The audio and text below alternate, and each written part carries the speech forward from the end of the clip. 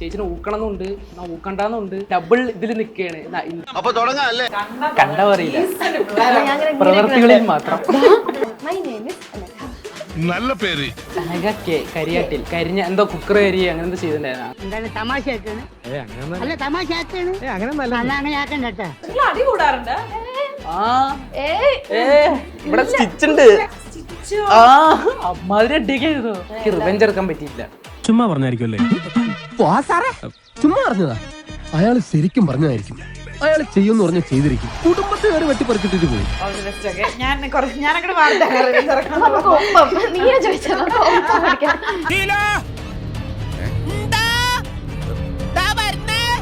എല്ലാരും വിളിച്ചു.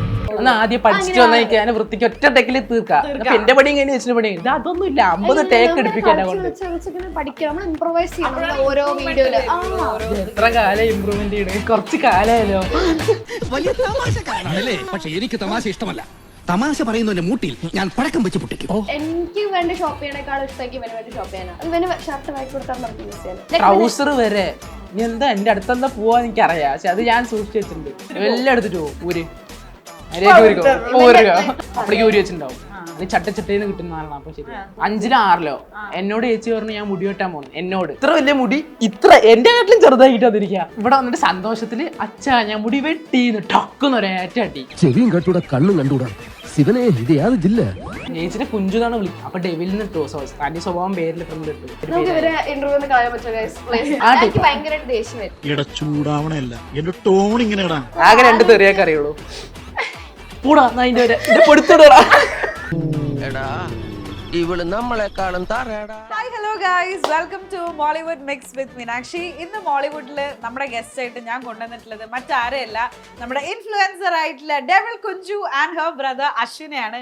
Hi guys, welcome to Mollywood. രണ്ടുപേരും കൂടെ ഒരുമിച്ചിട്ടുള്ള ഒരു ആദ്യത്തെ ഇന്റർവ്യൂ അല്ലേ? അതെ. അപ്പം നമ്മള് കുഞ്ചുനെ ഒരുപാട് ഇന്റർവ്യൂസിൽ കണ്ടിട്ടുണ്ട്. അപ്പൊ ഞാൻ അവിടെ ചോദിക്കട്ടെ, എന്ത് തോന്നുന്നു ഇന്റർവ്യൂവിൽ വന്നിരുന്നിട്ട്? അങ്ങനെയൊക്കെ ചോദിച്ചാലോ. എനിക്ക് എന്താ പറയാ, ആദ്യമായിട്ടാണ് ഇന്റർവ്യൂവിൽ ഇരിക്കണം തന്നെ ചേച്ചിയുടെ കൂടെ കേട്ടാ. അപ്പൊ എനിക്ക് ചേച്ചിനെ ഊക്കണമെന്നുണ്ട്, ഊക്കണ്ടെന്നുണ്ട്. ഡബിൾ ഇതിൽ നിൽക്കുകയാണ്. ഇന്റർവ്യൂ അല്ലേ, ആൾക്കാരെ കാണാനല്ലേ. അപ്പൊ ഞാൻ ഊക്കണോ വേണ്ടേന്ന് ആലോചിക്കുന്നത്. എന്റെ ചേച്ചിയാണ് എനിക്ക് ഊക്കേ പറ്റൂ. അങ്ങനെ ഒരു സാധനത്തിലാണ് ഞാൻ. ഗൂഗിൾ പേയിൽ വരും. അല്ല പൈസ പണ്ടുകൊണ്ട് ഞാൻ എന്നെ ചേച്ചി എന്തൊക്കെ പറയണം പറയരുതെന്നാണ് നിന്റെ അടുത്ത്. അല്ല എന്നോട് ഫസ്റ്റ് പറഞ്ഞു ഊക്കിക്കോന്ന്, കുഴപ്പമൊന്നുമില്ല പറഞ്ഞു. പച്ചക്ക് ഊക്കിക്കോന്ന് പറഞ്ഞു. ഞാനപ്പ അതിന് വെയിറ്റ് ചെയ്യണം, ഒരു ചാൻസ് കിട്ടിയാൽ ഇട്ടിട്ടുണ്ട് മേടിക്കുവാനായിട്ട് നിൽക്കായിരുന്നു. ആരും കണ്ടാ നമ്മൾ അലമ്പ് പിള്ളേരാണ് പറയരുത്. കണ്ടാ ഡീസന്റ് പിള്ളേരാണ്. ചോദിച്ചോളൂ എന്താണ്. അപ്പൊ ഞാൻ ഡെവിൾ കുഞ്ചു എന്ന് വിളിക്കണോ അനഘ എന്ന് വിളിക്കണോ? What should I call you? Kunju. എല്ലാരും കുഞ്ചു എന്ന് വിളിക്കാം. എടാ എങ്ങനെ ഈ പേര് വന്ന് ഡെവിൾ കുഞ്ചു? ഇതെന്താ ഏഞ്ചൽ റോഷനയും ഡെവിൾ കുഞ്ചു കൂടി ചേർന്നിട്ട പേരാണ്. മാലാക റോഷന ചാത്താൻ കുഞ്ചു.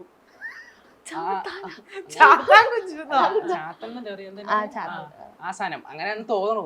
പിന്നെ അത് വെറൈറ്റി പേരല്ലേ. സമയത്ത് മറ്റേ പ്രിൻസസ് അത് ഇതൊക്കെ അതൊക്കെ ഇഷ്ടമല്ല. അപ്പൊ ഞാൻ ഡെവിൽ ആക്കാന്ന് വിചാരിച്ചു. അങ്ങനെ ക്യൂട്ട് ഡെവിൽ എന്താണ് ക്യൂട്ട് ഡെവിൽ കുഞ്ചു അങ്ങനെ എന്തായിരുന്നു പേര്? ഈ പ്രിൻസസ് എന്ന് പറഞ്ഞപ്പോ എനിക്ക് പണ്ട് ഓർമ്മ എന്റെ പഴയ ഇൻസ്റ്റാ പേര് എന്തായിരുന്നു അറിയോ? @princess17. എങ്ങനെ ഇരിക്കണോ അതാണ് ഇങ്ങനത്തെ പേര് കിടുമ്പോ ഇങ്ങനെ പ്രിൻസസ് എന്ന് വിളിക്കാൻ പറ്റിയ അത്ര നല്ല സ്വഭാവം അല്ലെന്ന് എനിക്ക് തോന്നിയപ്പോ ഞാൻ ഡെവിൽ എടുത്തു.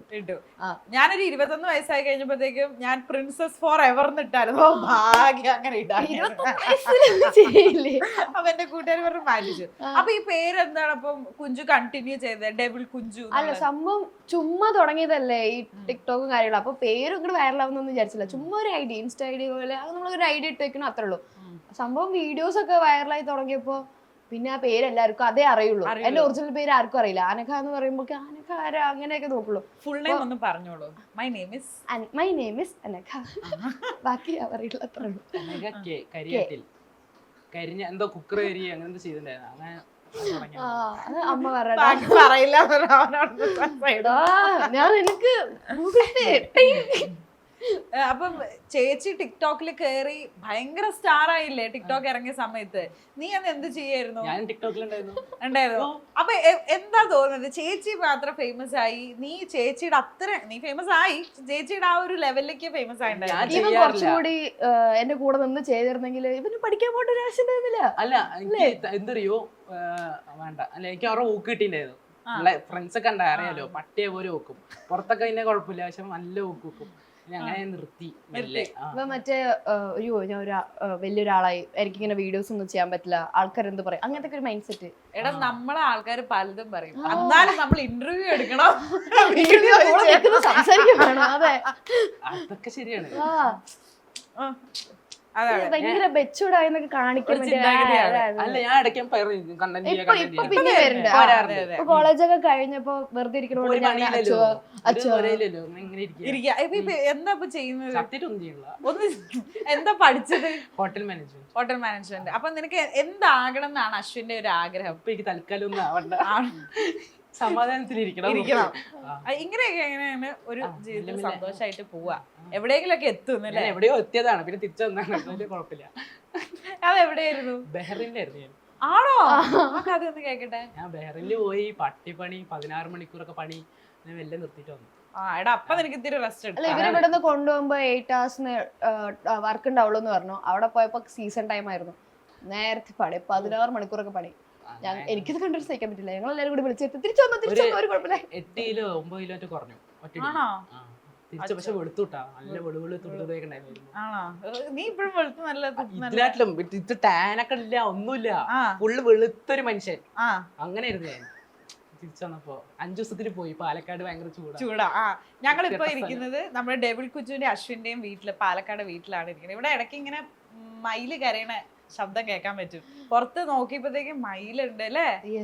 എല്ലാരും ഉണ്ട്. ഞങ്ങളുടെ അലാമൊക്കെ അവരാണ് വരുന്നത്. Okay, anyway coming back to the TikTok thing. ശരിക്കും പറഞ്ഞ ഡെവിൾ കുഞ്ചു അക്കൗണ്ട് ക്രിയേറ്റ് ചെയ്തപ്പോ ഇത്രയും വൈറൽ സ്റ്റാർ ആകും പ്രതീക്ഷിച്ചിട്ടുണ്ടായിരുന്നോ?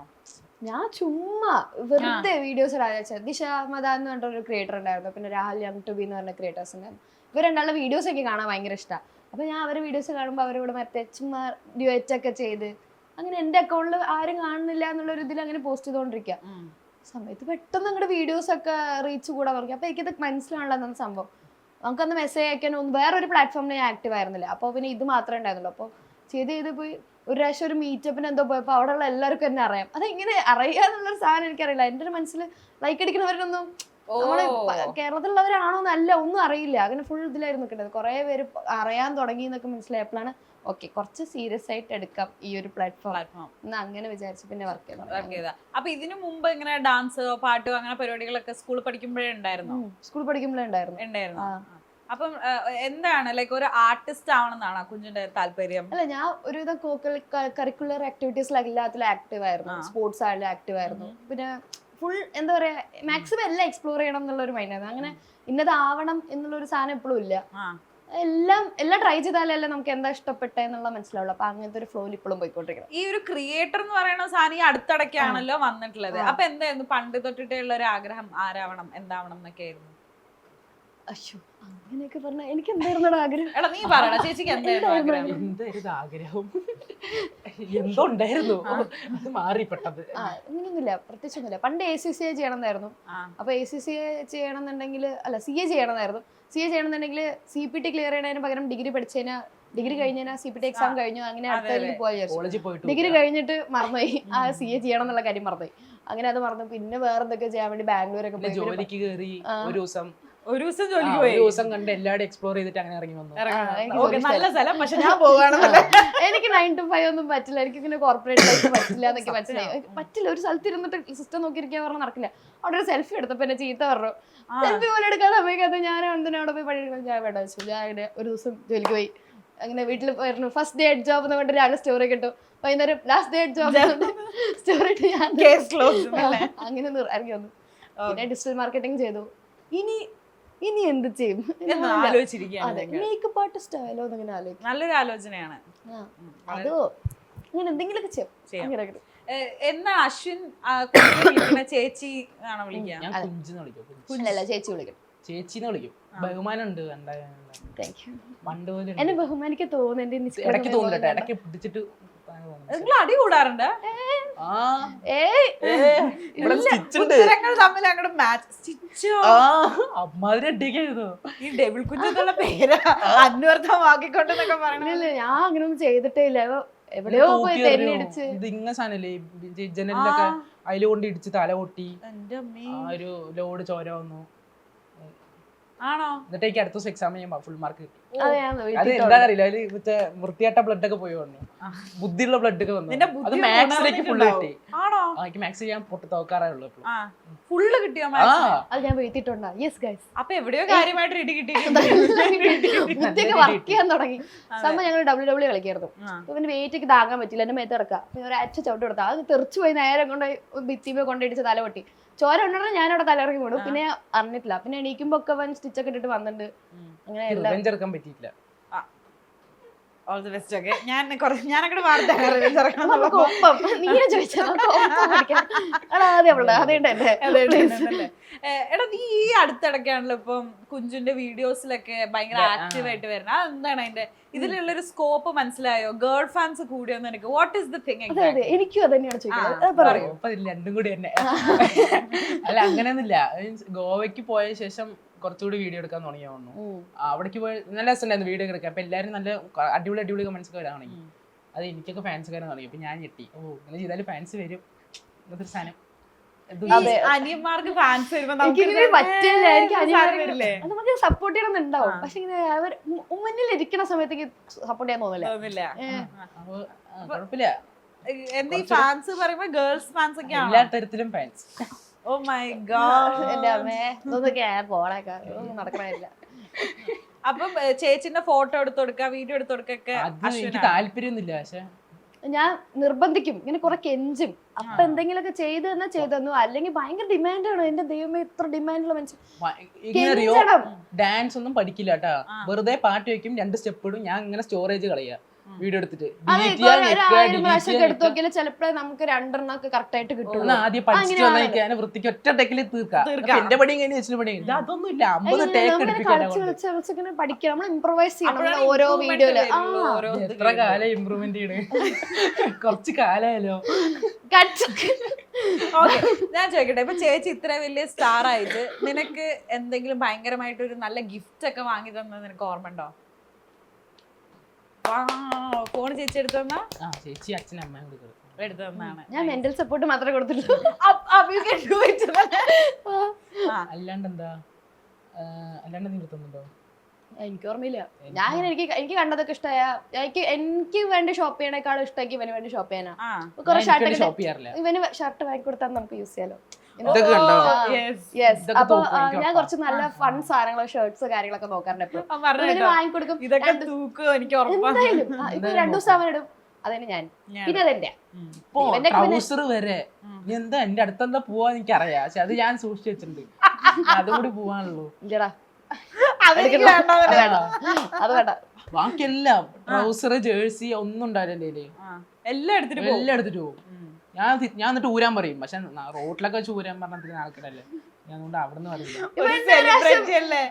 ഇവ ഒരു പ്രാവശ്യം ഇത് എന്റെ ഡ്രസ്സാണ് കുഞ്ചു ഓരിക്കോ, എനിക്ക് ഇതൊന്നും പറ്റില്ല, അതൊന്നും കണ്ണ് പറ്റില്ല എന്നൊക്കെ ഫുൾ സീൻ. രാവിലെ കളി കാണുന്നത് എന്റെ ഡ്രസ്സൊക്കെ ഇട്ട് നടക്കണ്ടാവും. ഊര് ഇപ്പൊ അധികം കുറച്ച് ഡിമാൻഡ് ആണെന്ന് തുടങ്ങിയപ്പോ ഞാൻ പിന്നെ അച്ഛന്റെ അച്ഛൻ വൈകുന്നേരം വരുള്ളൂ വീട്ടിക്ക്. അതുകൊണ്ട് കുഴപ്പമില്ല. ഊരി വെച്ചിട്ടുണ്ടാവും. അല്ലെങ്കിൽ ചട്ടച്ചട്ടേന്ന് കിട്ടുന്ന ആളാണ്. അപ്പൊ ശരി. നിങ്ങൾ രണ്ടിൽ ആരാണ് ഏറ്റവും അടി കൊണ്ടിട്ടുള്ള കുട്ടി? ഞാൻ നേരത്തെ മുടി വെട്ടിയില്ല. ആ മുടി കണ്ട ഞാൻ എത്രയില്ല 5-ലായിരുന്നില്ലേ?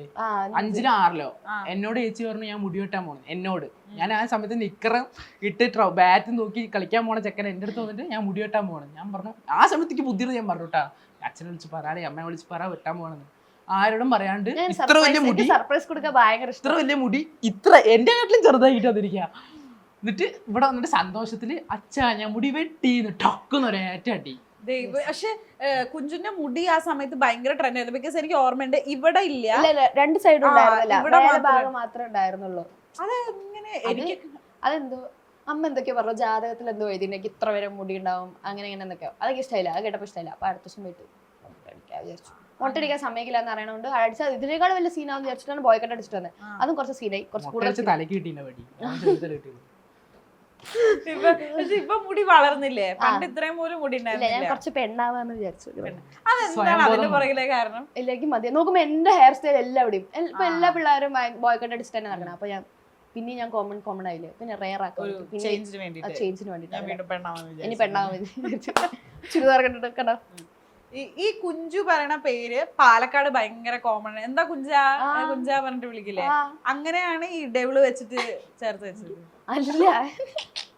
അല്ല വീട്ടിലെ വിളിക്കുന്ന അമ്മ അങ്ങനെ ആയിരിക്കും. ചേച്ചിനെ കുഞ്ചുന്നാണ് വിളിക്കുക. വിളിക്കുന്ന വീട്ടില്. അപ്പൊ ഡെവിലിന് ഇട്ടു, തനി സ്വഭാവം പേരിൽ ഫ്രണ്ടിൽ ഇട്ടു. അങ്ങനെ നമുക്ക് ഇവരെ ഇന്റർവ്യൂ ഒന്ന് കളയാൻ പറ്റുമോ ഗൈസ് പ്ലീസ്? ഞാൻ വെറുതെ പറഞ്ഞതാ ഇവരെ കൊണ്ട്. ഒന്ന് റിക്വസ്റ്റ് ചെയ്തു. എടാ ചേച്ചി എങ്ങനെയാണ് വീട്ടിലെ അമ്മയെ സഹായിക്കുക, കുക്ക് ചെയ്യുക, അങ്ങനെയൊക്കെ ചെയ്യുക? ഞാനാണ് സഹായിക്കാറ് പിന്നെയും. ചേച്ചിയുടെ ഒരു ഡേ ഇൻ മൈ ലൈഫ് കേൾക്കട്ടെ. കേൾക്കാം ഗൈസ്, നിങ്ങളുടെ എല്ലാവരും ഫേവറേറ്റ് ആയിട്ടുള്ള ഡെവിൾ കുഞ്ചുവിന്റെ the real day in her life. പറ. രാവിലെ 6 മണിക്ക് എണീക്കും. 6 മണിക്ക് എണീക്കും? ജിമ്മിൽ പോവും, വർക്കൗട്ട് ചെയ്യും, വരും, കടന്നുറങ്ങും, ഉച്ചയ്ക്ക് എണീക്കും. ഇതേപോലെ എല്ലാവരും എണീച്ചിട്ട് എന്താ ചെയ്യേണ്ടതെന്ന് അറിയാണ്ടെങ്കിലും ഇരിക്കും. എന്നിട്ട് ഒന്ന് പുറത്തേക്ക് വരും, എന്നിട്ട് തിരിച്ചു വീട്ടിലേക്ക് വരും, പിന്നെയും പുറത്തേക്ക് പോകും, തിരിച്ചു വീട്ടിലേക്ക് വരും. ഒരു 9 മണിയൊക്കെ തുടങ്ങും, ആനിമി കാണാൻ തുടങ്ങും. 12 മണിയായി പിന്നെ ഉറങ്ങും. ഇതാണ് ഒരു പ്രൊഡക്റ്റീവ് ആയിട്ടൊന്നുമില്ല. എടാ അതൊരു ക്രിയേറ്ററിനെ പറ്റി. ക്രിയേറ്റിംഗ് ഒന്നും ചെയ്യണില്ല. ക്രിയേറ്റ് ചെയ്ത് വീഡിയോ എടുക്കാൻ ആള് വേണം. എനിക്ക് ഒറ്റയ്ക്കും കൂടെ വീഡിയോ എടുക്കാൻ പറ്റില്ല. അപ്പൊ ആ ക്രിയേറ്റ് ചെയ്യാൻ വേണ്ടിട്ട് സ്പേസ് ഉണ്ടാക്കി തരുന്നുണ്ടോ? ഇല്ല. സ്റ്റാൻഡ് പറ്റില്ല. എനിക്കിങ്ങനെ മൂവിങ് ക്യാമറമാൻ വേണം. ഇങ്ങനെ എന്റെ സൈഡിൽ മൂവി ഉണ്ട്, അത് ഭയങ്കര പാടല്ലേ.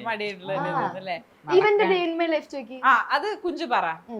11 മണി വരെ ഉറങ്ങാ രാവിലെ. എന്നിട്ട് തേങ്ങയാണ്. ആരും ശല്യം പെടുത്തണല്ലേ രാവിലെ എണീച്ചിട്ട്. ഇത് രാവിലെ എണീച്ചാലേ ശല്യമാണ് എല്ലാവർക്കും. ഞാൻ പറയട്ടെ. അതുകൊണ്ട് 11 മണി വരെ ഉറങ്ങി എണീച്ച് കഴിഞ്ഞിട്ട് എന്റെ ഫ്രണ്ട്സ് ഒക്കെ ഉണ്ടാവും ഇവിടെ. അവരൊക്കെ കണ്ടിട്ട് വരിക, വന്ന് ഭക്ഷണം കഴിക്കുക, ഇരുന്ന് ആനിമ കാണുക. വൈകുന്നേരം 4-4:30 വരെ ആയിരുന്നു ആനിമ കാണും. ഞാൻ രാത്രി ഇരുന്ന് കാണുള്ളൂ. ഞാൻ പിന്നെയും ഉറങ്ങണ സമയത്ത് കാണാം. അത് എന്തെങ്കിലും കണ്ടിട്ട് ഉറങ്ങാറ്. ഇവൻ 4:30 വരെ ആനിമ കാണും. പിന്നെ ജിമ്മിൽ പോവും. പിന്നെ വന്നു കഴിഞ്ഞാൽ പിന്നെയും ഫ്രണ്ട്സിനോട് ഞാൻ പുറത്തായിരിക്കും. അപ്പൊ ഞാനുള്ളവിടേക്ക് ഇവൻ വരും. ചേച്ചി കഴിക്കാൻ വേണ്ട, ചേച്ചി കഴിക്കാൻ വേണ്ട, അത് വാങ്ങിത്താ, ഇത് വാങ്ങിത്താ, ഇത് വാങ്ങിത്താ, അങ്ങനെ കണ്ട എല്ലാ സാധനവും വാങ്ങിച്ചു കൊടുക്കും. വാങ്ങിച്ചു കൊടുത്ത് രാത്രി ഞങ്ങളുടെ ആളും കൂടി ഒരു 9 മണിയൊക്കെ നമ്മൾക്ക് വീട്ടിലെത്തി കറങ്ങിയിട്ടൊക്കെ വന്ന് വീട്ടിലും കഴിച്ച് പിന്നെ ഞാൻ ഇരുന്ന് ആനിമ വേണം, വലിയ ആനിമ വേണം തന്നെ. രാവിലെ 3-4 മണി വരെ. നിന്റെ ഒരു ബാങ്ക് ആണല്ലേ അത്? അല്ലേ? എല്ലാരും വീട്ടിലത്തെ എല്ലാരും കുറച്ച് സമയം വരെ ആയിരുന്നില്ല. ഞാൻ അവിടെ ആയിരുന്നപ്പോ എറിയായിരുന്നു പൈസയൊക്കെ. ഇപ്പൊ ദുഃഖിക്കുന്നു ആ പൈസ കിട്ടിയിരുന്നെങ്കിൽ നന്നായിരുന്നു. പക്ഷെ നിങ്ങൾ ഭയങ്കര, ഞാൻ വന്നപ്പോ ഒരു ഭയങ്കര സ്നേഹാണ് അല്ലേ? ഭയങ്കര ആണ്. കുറച്ചൊക്കെ ഞങ്ങൾ ഭയങ്കര കണക്ഷനാണ്. എനിക്ക് ഇവരും കൂടുതൽ അനിയനെ പോലെക്കാളും കൂടുതൽ എനിക്ക് എന്തോ ബെസ്റ്റ് ഫ്രണ്ട് വൈബാണ്. എന്റെ എല്ലാ A to Z കാര്യങ്ങളും ഇവന് അറിയാം, ഇവന്റെ കാര്യങ്ങളും എനിക്കും അറിയാം. ഞങ്ങൾ അങ്ങനെ എല്ലാം ഷെയർ ചെയ്യും. എല്ലാ കുരുത്തക്കേടും ഞങ്ങൾ അങ്ങോട്ട് ഇങ്ങോട്ട് ഷെയർ ചെയ്യാറുണ്ട്. ഒരുമിച്ചാണ് എപ്പോഴും എസ്കേപ്പ് ആവും. ഞാനായിരിക്കും പെടുക, അമ്മ കേൾക്കട്ടെ. അപ്പൊ ഇനി എന്നാ ബെസ്റ്റ് ഫ്രണ്ട്സിന് വേണ്ടിട്ട് എന്റെ കയ്യിൽ ചെറിയൊരു ക്വസ്റ്റ്യൻ ആൻസർ ഉണ്ട്. അത് നമുക്ക് പോവാം. അപ്പൊ നിങ്ങൾ ഇങ്ങനെ ചൂണ്ടി കാണിക്കണം ആരാണ് എന്താണ് എന്നുള്ളത്. അപ്പം അതിന്റെ ചെറിയൊരു എക്സ്പ്ലനേഷൻ തന്നെ. അവരെല്ലാം ഓൾറെഡി കൈ വെച്ച് കഴിഞ്ഞു. കൂട്ടത്തിലെ വഴക്കാളി ആരാണ്? വഴക്കുണ്ടാക്കണ ആള്. Who fights more? ആണോ? പെട്ടെന്ന് വഴക്കുണ്ടാക്കൂ. എന്താണ് കുറച്ചുകൂടി ഭയങ്കര ശാന്തമായിട്ടുള്ള ഒരു മനുഷ്യനാണ്. കുറച്ചുകൂടി വിവരൊക്കെ യൂസ് ചെയ്തിട്ട് മറ്റേ ഒരു പ്രശ്നങ്ങളൊക്കെ വരുമ്പോ മറ്റേ ഇത് വേണം, അടിയുടെ ആവശ്യമുണ്ടോ അങ്ങനെയൊക്കെ വിചാരിച്ചു. ന്യൂട്രൽ കളിയാണ്. രണ്ട് സൈഡിലും വേണ്ട, അത് വേണ്ട. ഒരു സൈഡില് പെട്രോൾ അങ്ങനെയൊന്നുമില്ല. എനിക്ക് ഭയങ്കരമായിട്ട് ദേഷ്യം വരും. എനിക്ക് ഭയങ്കരമായിട്ട് ദേഷ്യം വരും. എനിക്കിങ്ങനെ ബോധത്തോടെ അറിയുള്ളൂ.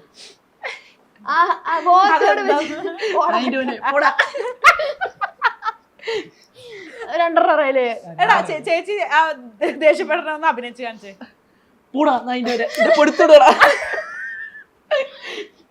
ഇങ്ങനത്തെ അഭിനയാണ് ഹൈറ്റിലൊക്കെ. ഓക്കെ, ഇനി അടുത്തത്. ഇവര് നമ്മൾ ഔട്ട് ആകുന്ന ഇനി ഒരു വഴക്കുണ്ടായി കഴിഞ്ഞാൽ പെട്ടെന്ന് കോംപ്രമൈസ് ചെയ്ത് വന്ന് സോറി പറയുന്നത് ആരാ? ഞാനാണോ? പിന്നെ ഇത് പിണങ്ങിയിരിക്കും 5 ദിവസം മോനെ വീർപ്പിച്ചിട്ട് ഇങ്ങനെയൊക്കെ പോകും. ഞാൻ വഴക്കുണ്ടാക്കിയാലും ഞാൻ പിണങ്ങും. ആ ഇവൻ വഴക്കുണ്ടാക്കിയാലും ഞാൻ പിണങ്ങും. അപ്പൊ ഞാൻ എന്തായാലും പിണങ്ങും. പിണക്കം സ്റ്റാർ ആണോ അപ്പൊ kind of? ഇവന്റെ അടുത്ത് മാത്രം കുറച്ച് ഓവറാക്കാൻ ഇഷ്ടം ഇവന്റെ അടുത്ത്. വന്നിട്ട് ഇങ്ങനെ ചേച്ചി എന്നൊക്കെ വേണ്ടി വന്ന് സോൾവ് ചെയ്യണം. അതാണ് എന്റെ ഒരു ഇന്നർ മോട്ടീവ്. ആ. സോൾവ് ചെയ്യണം. അതിന് വേണ്ടിട്ട് അതിന് വേണ്ടിട്ട് ഇവൻ കുറച്ച് ബഹുമാനം കിട്ടാൻ വേണ്ടി. ഓക്കെ. ഈ കൂട്ടത്തിലെ അമ്മക്കുട്ടി ആരാണ്? മോമസ് ബോയ് ആണോ നീ? എടാ മോമസ് ബോയിന് ഗേൾസിന്റെ ഇടയിൽ ഡിമാൻഡ് ഇല്ലാട്ടാ. ഇനി അടുത്തത് ഫാദേഴ്സ് കുട്ടി ആരാണ്? അച്ഛന്റെ മോൾ. Same picture. ഡിമാൻഡ് ഉണ്ടല്ലേ? പപ്പാക്കി പാരി എന്ന് പറഞ്ഞു. ഞാൻ പറയുന്നു. അടുത്തത് ഫാഷൻ സെൻസ് നിങ്ങളിൽ ഏറ്റവും കൂടുതലുള്ളത് ആർക്കാണ്? Thank you. Thank you, thank you. ഞാൻ എനിക്ക് തന്നെ പറയുന്നു. ഇവനില്ല, ഞാൻ തന്നെ എടുത്തു കൊടുക്കാറ് അപ്പന്. നിങ്ങളുടെ ഇടയില് ഏറ്റവും കൂടുതൽ ഭക്ഷണം കഴിഞ്ഞ് എപ്പോഴോ തിന്നോണ്ടിരിക്കുന്നത് ആണോ? നിന്റെ ഫേവറേറ്റ് ഫുഡ് എന്താ? ഇന്നലെ 4 പ്ലേറ്റ് മന്തി. ആ റൈസ് ഒരു റീഫിൽ ചെയ്ത് കൊണ്ടുവരില്ലേ, അത് 4 പ്ലേറ്റ് ഒക്കെ കഴിച്ചിരിക്കണം. അത്ര മൈലാണ് ഗൈസ്. എനിക്ക് ബട്ടർ ചിക്കൻ ഭയങ്കര ഇഷ്ടമാണ്. ആ. ബട്ടർ ചിക്കനും 4 പ്ലേറ്റ് മന്തി കഴിച്ചാ? രണ്ടുപേരും 3 നേരം ഉണ്ടായിരുന്നു. ടച്ച് ഫുഡ് കഴിക്കും നീ. പിള്ളേര് കഴിച്ച വളരെ പ്രായമാണ്. ഇനി അടുത്തത് കൂട്ടത്തിലെ നല്ല കുക്കാരാണ്? ആ, ഹോട്ടൽ മാനേജ്മെന്റ് ഭക്ഷണം ഉണ്ടാക്കും ഉണ്ടാക്കി തരും. നമ്മൾ ചോദിച്ചതിനെ ഉണ്ടാക്കി തരില്ല, അവനായിട്ട് തോന്നിക്കഴിഞ്ഞാൽ ചിലപ്പോ ഇങ്ങനെ വീട്ടിൽ ബിരിയാണി ഒക്കെ ഉണ്ടാക്കിയിട്ടുണ്ടായിരുന്നു. അന്ന് ഞാൻ ഉണ്ടായിരുന്നില്ല, ഞാൻ ബാംഗ്ലൂരായിരുന്നു, എനിക്ക് കിട്ടിയില്ല. പിന്നെ ഇവൻ സാൻഡ്വിച്ച് ഒക്കെ ഉണ്ടാക്കി തരും എനിക്ക് ഇടയ്ക്കിടയ്ക്ക്. എന്തൊക്കെയോ ജ്യൂസും ഷേക്സും ഒക്കെ ഉണ്ടാക്കി തരും. ഓ, റെസ്റ്റോറന്റ് തുടങ്ങ് അല്ലേ? നിങ്ങൾ ഏറ്റവും വലിയ പഠിപ്പി ആരാണ്? CA എന്ന് പറഞ്ഞപ്പോ ഞാൻ ഊഹിച്ചിരുന്നു. എത്ര മാർക്ക് ഉണ്ടായിരുന്നു 10th 12th? 10th CGP അല്ലേ, നമ്മള് CBSE ആയിരുന്നോണ്ട് 10th 9.2 ഉണ്ടായിരുന്നു, 12th 9 ഉണ്ടായിരുന്നു. അടിപൊളി. ഓക്കെ. ഇനി അടുത്തത് നിങ്ങളിലെ ഓവർ ടാലന്റഡ് പേഴ്സൺ ആരാണ്? ഇവൻ ഭയങ്കര കഴിവാ എല്ലാത്തിലും, സ്പോർട്സില് ഫുള്ളാ, എല്ലാത്തിലും ഭയങ്കര. പക്ഷെ എന്താ പറയോ, ഒന്നിനും ഉറച്ചിക്കറിയില്ല. എല്ലാ ഫീൽഡിലും ബെസ്റ്റാ. പക്ഷെ എന്താ വെച്ചാ ഒന്നിനെ ഫോക്കസ് ചെയ്തിട്ട് കൊണ്ടായിരുന്നില്ല, ചിലപ്പോ എവിടെയോ എത്തേണ്ട ഒരാളായിരുന്നു. ഇപ്പൊ ഇവിടെ ഇരിക്കണില്ലേ, എവിടെയോ അങ്ങ് എത്തേണ്ടതായിരുന്നു, ദൂരെ മലേഷ്യയിൽ. ഇനി അടുത്തത് നിങ്ങളെ കൂട്ടത്തിൽ ഏറ്റവും മടിയുള്ളത് ആർക്കാ?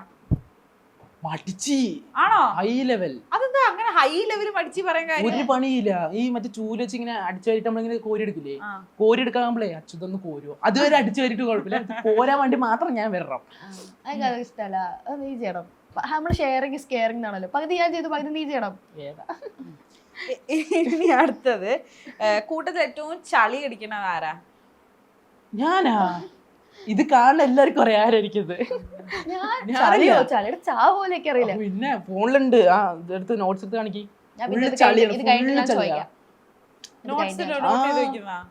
ക്വസ്റ്റ്യൻസ് ഒക്കെ അങ്ങനെ നോട്ട് എനിക്കൊന്നും അത്ര അറിയില്ല. ഒന്ന് ചോദിച്ചേ എന്റെ അടുത്ത് രണ്ടെണ്ണം കേക്കട്ടെ. കുഞ്ചുവിന്റെ ചളി.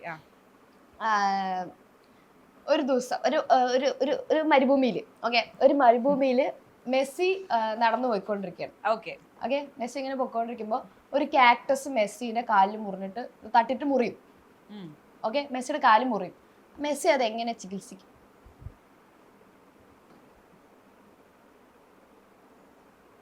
അത്ര ബുദ്ധി ഉപയോഗിക്കണ്ട, ചളിയാണ്.